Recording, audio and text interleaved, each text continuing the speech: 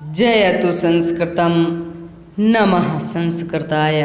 मैं हूँ आपका दोस्त संतोष कुमार। आज पुनः आप सभी के समक्ष संस्कृत भाषा के अपरिमित ज्ञान भंडार में उल्लिखित जीवन उपयोगी मुनि भर्तृहरिकृत विरचित श्लोक का सस्वर वाचन और भावार्थ का रसास्वादन कराने उपस्थित हुआ हूँ।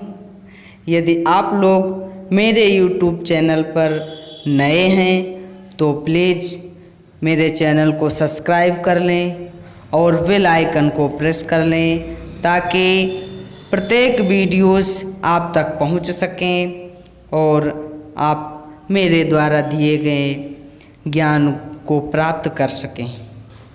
श्लोक इस प्रकार से है। केयूरान विभूषयन्ति पुरुषं हारान चन्द्रोज्ज्वला हारान चन्द्रोज्ज्वला न स्नानं न विलेपनं न कुसुमं नालंकृता मूर्धजा नालंकृता मूर्धजा वाणे का समलंकरोति पुरुषं या संस्कृता धार्यते या संस्कृता धार्यते क्षीयन्ते खलु भूषणानि सततं वाग्भूषणं भूषणं वाग्भूषणं भूषणम्।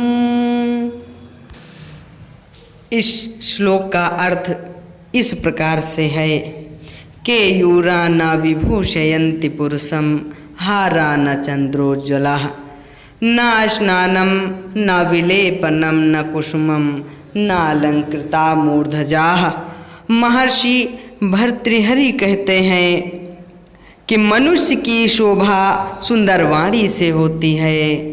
उसे ना तो केयूर बहुमूल्य अलंकरण जो हाथ में पहना जाता है वह सुशोभित नहीं करता और ना चंद्र के समान उज्ज्वल हार, ना स्नान, ना चंदन लेपन, ना फूल और ना सुसज्जित केश पास ही मनुष्य को अलंकृत करते हैं, अपितु वाणे का समलंकरोति पुरुषं या संस्कृता धार्यते या संस्कृता धार्यते क्षीयन्ते खलु भूषणानि सततं वाग्भूषणं भूषणं।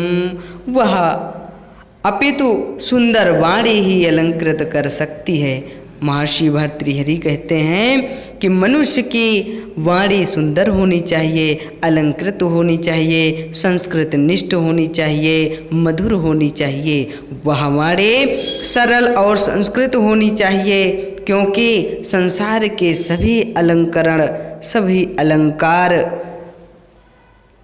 सभी उपकरण समय पाकर नष्ट हो जाते हैं, किंतु मधुर वाणी, संस्कृत निष्ठ वाणी सर्वदा चिर अस्थायी भूषण है। यह हमेशा हमेशा के लिए मनुष्य में विद्यमान रहती है। अतः मनुष्य को मीठी वाणी बोलनी चाहिए, वही मनुष्य का परम आभूषण है। महर्षि भर्तृहरि कहते हैं कि मनुष्य को हमेशा मधुर वाणी बोलनी चाहिए, वही मनुष्य का परम आभूषण है। सभी आभूषण नष्ट हो जाएंगे परंतु जब तक मनुष्य के अंदर जीवन है, मनुष्य जीवित है, उसकी वाणी उसका साथ नहीं छोड़ती है, वह मृत्योपरांत ही नष्ट होती है। इसलिए मनुष्य को मधुर वाणी बोलनी चाहिए। अगले श्लोक में महर्षि कहते हैं कि साहित्य संगीत कला विहीना साक्षात पशुपुच्छ विषाणहीनः साक्षात पशुपुच्छ विषाणहीनः तृणं न खादन् अपि जीवमानस् तृणं न खादन् अपि जीवमानस् तद्भागधेयं परं पशूनां तद्भागधेयं परं पशूनां साहित्य संगीत कला विहीना साक्षात पशु पुच्छ विषाणहीना।